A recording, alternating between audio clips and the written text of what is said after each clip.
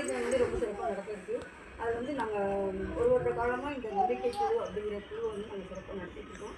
இந்த சிறப்பாக அமைந்ததுக்கு காரணம் எங்களுடைய குழு உறுப்பினர்கள். லைஃப்பில் மறக்க முடியாத நபர்கள் அப்படின்னா நீங்கள் வந்து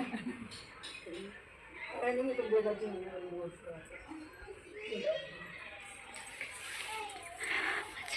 அனைவருக்கும் மாலை வணக்கம். ஒவ்வொரு ஆணுடைய வெற்றிக்கு பின்னாடி பெண் இருப்பாங்கன்னு சொல்லுவாங்க. இது 100% உண்மை.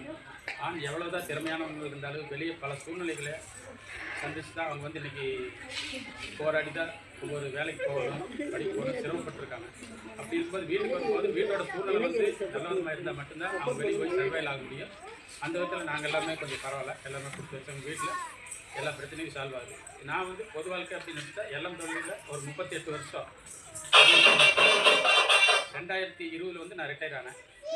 அதுக்கு முன்னாடி வந்து ஒரு தொழிற்சங்க பொறுப்பாளராக, ஒரு தலைமை தேர்தல் அதிகாரியாக, ஒரு கூட்டுறவு சங்க தலைவராக எலம்பெல்லில் வந்து நான் பல பொறுப்புகளை வந்து வகிச்சிருக்கேன். இன்றைக்கும் போனால் கேஆர்பி அப்படின்னா தெரியும். பொது சேவை அப்படிங்கிறது வந்து எல்லாருக்கும் ரொம்ப ரொம்ப முக்கியம்.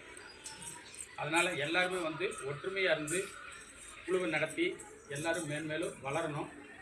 அதே சமயத்தில் சேவிங்ஸ் அப்படிங்கிறது பெண்களுக்கு வந்து ரொம்ப முக்கியம். நீங்கள் சேவிங்ஸ் அப்படின்னா நான் லட்சக்கணக்கில் சேர்த்து வச்சுட்டு சொல்ல, ஒரு நாளைக்கு ஒரு 100 ரூபா சம்பாதிக்கிறீங்க அப்படின்னா ஒரு 10 ரூபா, ஒரு 20 ரூபா, ஒரு 1000 ரூபா சம்பாதிக்கிறீங்கன்னா ஒரு 100 ரூபா. நான் தான் மஞ்சளாக எப்பவுமே சொல்லுவேன், சம்பாதிக்கிறதுங்கிறது நத்திங், எல்லாருமே பண்ணக்கூடிய ஒரு விஷயம். சேமிப்பு அப்படிங்கிறது எல்லாருக்குமே முக்கியம்.